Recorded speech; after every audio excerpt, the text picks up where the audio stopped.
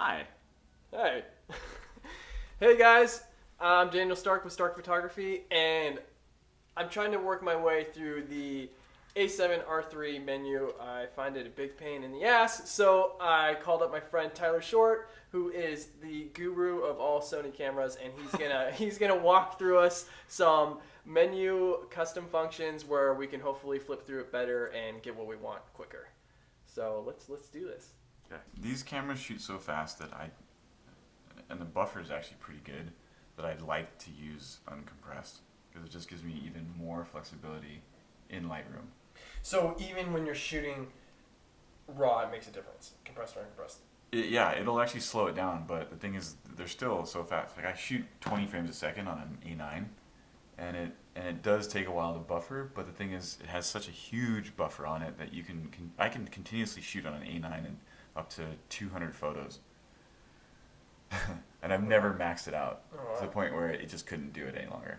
Well, what about having a faster card though? So the faster cards would definitely help, but you're looking at $225 for a 128 gig card from Sony. That's I think like between 250 and 300 megabits, write speed and read speed. So they're not cheap. Yeah. And the ones that I have in this thing right now are a pair of Lexar 128 gigabyte. It's like their 1,000 times rated one, but I think it's 150 megabits read write. So. Okay, so it's uncompressed. It totally makes a difference, but I'm gonna set it to. All right, I'm gonna set it to uncompressed because it just gives you that much more flexibility. And we'll punch through here. These are fine. So one of the special things about the R3 is the pixel shift mode, and I haven't tried that yet, so I can't speak to that. It does look really interesting, and apparently, as far as width, it's almost like bracketing, except for on this thing, it shoots 4 images and it shifts each one over by 1 pixel. So to the right, to the down, to the left, and then back up, and it gains another entire stop. Oh wow! Yeah, so it's good for landscape and maybe interior static shots, but not necessarily a person, because if something moves noticeably, then he's kind of screwed up. So these are all fine. You'll just change those on the go. That's fine. Now, when I did notice too, when I go through the menu system, sometimes it totally jumps like a page opposed to. Is there like so if you go up to the top, you'll change the entire sub menu. Okay. But if you go down into each one, you'll just punch through by page. And you're clicking, not turning. Yeah, I mean, turning will send you up and down this thing. So I'm just using the directional on the pad here. Okay. Yeah. So this will just take a minute because there's a couple things that I really like to change. I like peaking. I'll change my. Have you used focus peaking? No. So focus peaking is really handy on a mirrorless digital camera, because you can switch over to manual, and it'll automatically kick in your peaking. So if I can do that here, I'll show you on here really quick. So you see the now yellow shimmer? Right. See that yellow shimmer that's there? Now you know that that's in focus, and it'll change over the course of the depth of your field here. So you'll see it shimmer yellow over there. It's really faint, and then as soon as we get this thing in focus again, shimmers yellow. So that's really handy. So if you're in like a not ideal lighting condition for autofocusing, or if you just don't trust your eye in the viewfinder, I use that no matter what. It's always on. So as soon as my camera switches to manual focus, the peaking kicks in, and I can see, without a doubt. And you can choose between colors, just whatever. Yeah. So there's a few there. I go with yellow because it's just sort of easier. Weird. I mean, red is probably nice too, and maybe I'll even just switch to that for a while and see how that goes. Because there's red, and it's really noticeable. So I'll leave that on because it's really handy. That's good. So have you messed with the S and Q settings on here? No. So S and Q is strictly for slow motion. So in here, it'll automatically switch it to 30p, and I like to use 120 frames per second because then you're getting kind of that ultra slow-mo. You can drop real time down to 25%, which looks really nice. You don't have much control over the actual settings themselves in there, so the camera sort of takes over, but the video that comes out of it is really nice. Otherwise, you just throw it into movie mode and go with that. So if you have it with the S and Q, you'll find that do right you here. have to put your frame rate first? Like, should you be shooting in like 120 frames per second? Well, that's kind of the funny thing, is that it will, you'll notice it automatically kicks over to 1/125th. So then all you can do is sit here and like it totally takes over. Yeah. And a lot of times I'll throw it into auto ISO just to give it a little bit more flexibility. So now the camera's just running basically full auto. But At a higher frame rate. Or yeah, so video, I mean, video is important. Like, it goes to 1/125th, which is funny because it's shooting at 120 frames a second here. So usually you'd think it'd be like 240 yeah. or something, because they generally suggest going double. But it comes out really nice. It's not jittery, it's smooth, and it looks beautiful. I put it on the gimbal and I run it at S and Q, and you know, the slow motion is gorgeous. So let's go back to that. I'll switch it back to manual. Punch back into this menu here. I'm going to keep going through. Yeah. So autofocus, drive speed, fast. So normal is what I've been using. Fast will force it to focus in and out, you know, faster. So if you have it tracking a face, you're gonna be, the lens will respond faster. It probably burns more battery for all I know. Let's go through here. So silent shooting. This thing does have the option for silent shooting, but it comes out sounding kind of weird, and I'm not sure what it does when you increase the drive speed. So that's been something I've been really curious about. So I'm going to throw it up to 200 and put it back to that. That's not so bad. Okay. So the R3 does have blackout, whereas the A9 does not.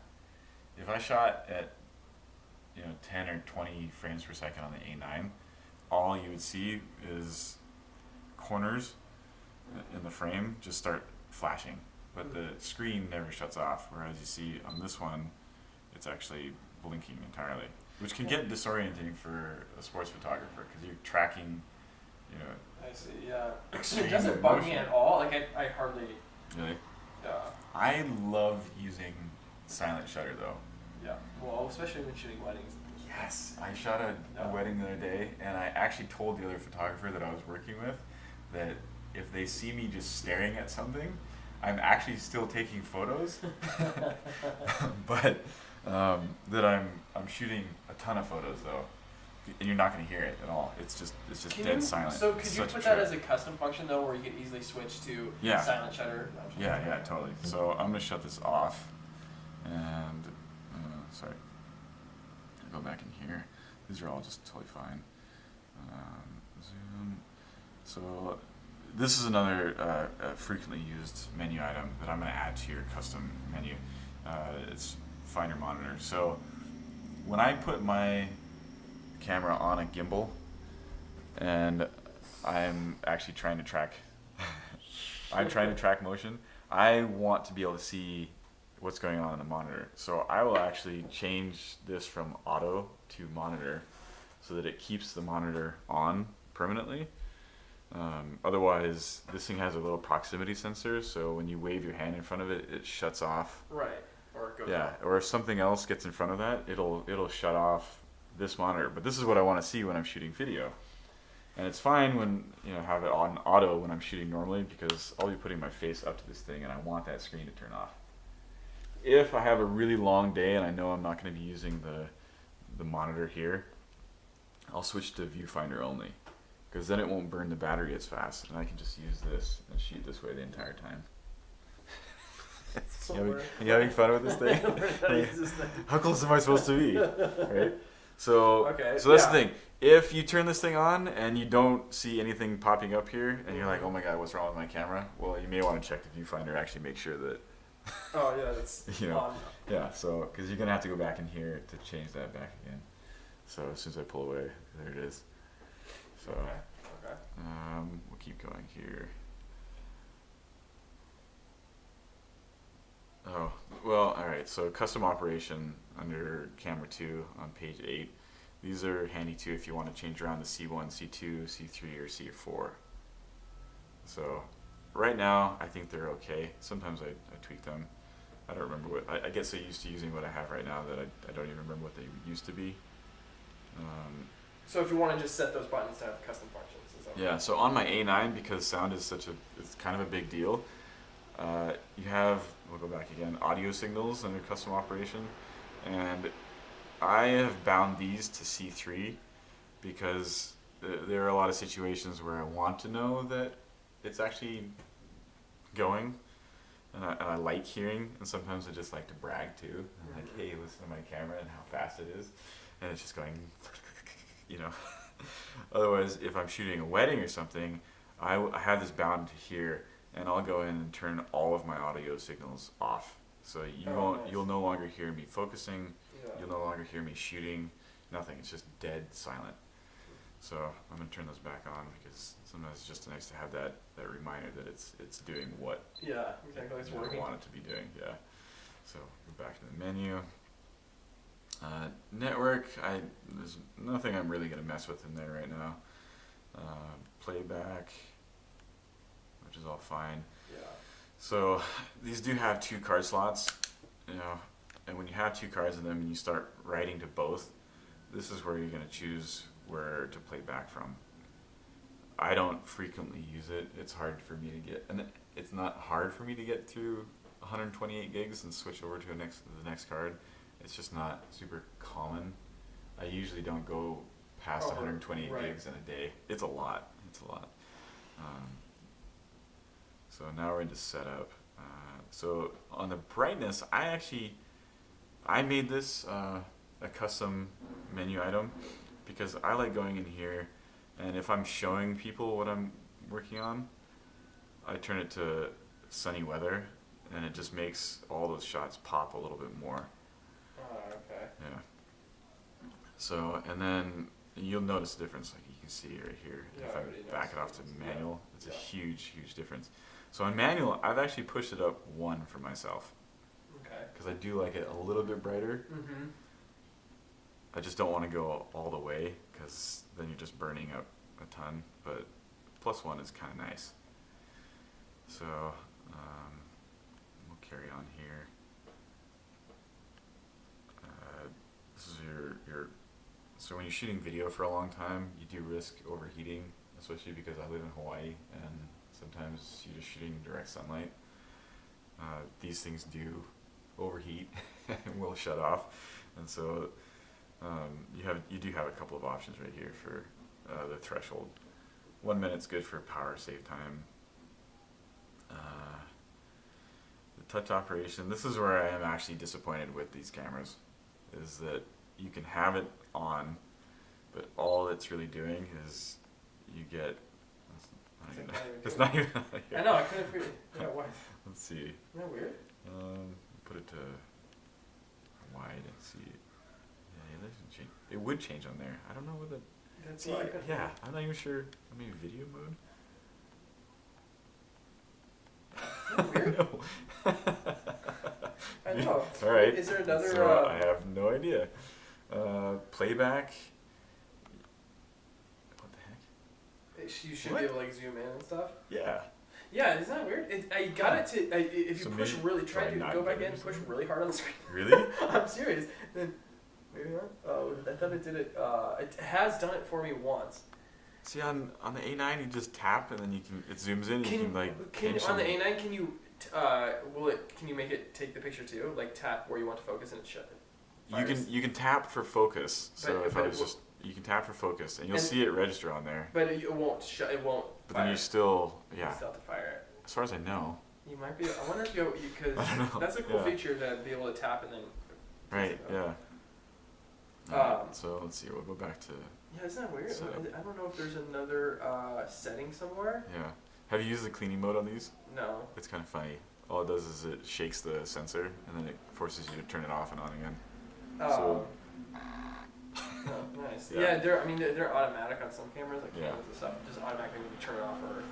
So here's another thing that's kind of interesting between the A9 and the A7R3, and I'm just noticing this by using it, but all of the buttons and this on-off switch feel softer and smoother. Yeah. Like on the A9, this thing like clicks. It clicks. This one over here, it's kind of a smooth, it's really fluid turn. And then the menu button is a really soft button on here, whereas this one I feel like it clicks a little bit more. Yeah, just looking at them right now. So it's kind of interesting. Like, these are months apart, but they've made that one decision in there. It's I don't know. It doesn't really make a difference. The A9 is older. A little bit, yeah. Yeah. Yeah, a few months older. So touch panel / pad. See, that's where I was thinking what's going on with the touch screen. Okay. Also. Oh, there. All right. So now, okay. So I've turned touch panel to touch panel plus pad. Whatever that means. I thought this was the touch panel, but now I'm able to focus on here. And so if I tap anywhere on here, I'm getting. But you can't make it take the photo. It's funny. It's not even focusing on that area. Like it's letting me choose that area spot, and then I still have to do a half press. Okay. And to switch it off, you either hit the center button, or you have this little option right here to just turn it off. But that's like the extent of. Okay. All right. So now we have zoom, and we can move it around a little bit and see. But the thing is, I want to be able to change the picture. Let me swipe. That's what I really want to be able to do. But you can't do. Like it's the most limited touch display that I've ever used. You know.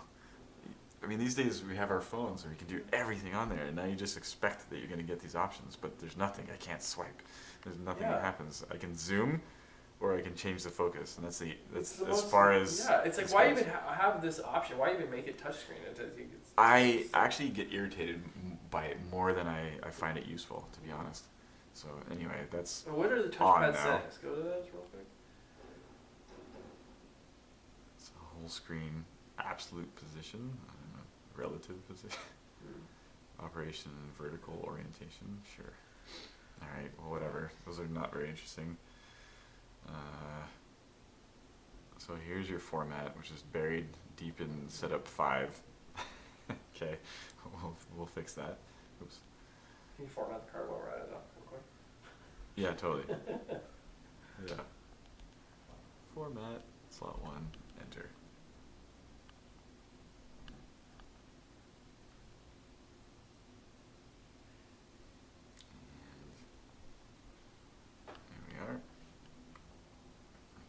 Continuing through here, record media settings, just prioritizes slot 1. Sure. So you can actually do a number of different things in here.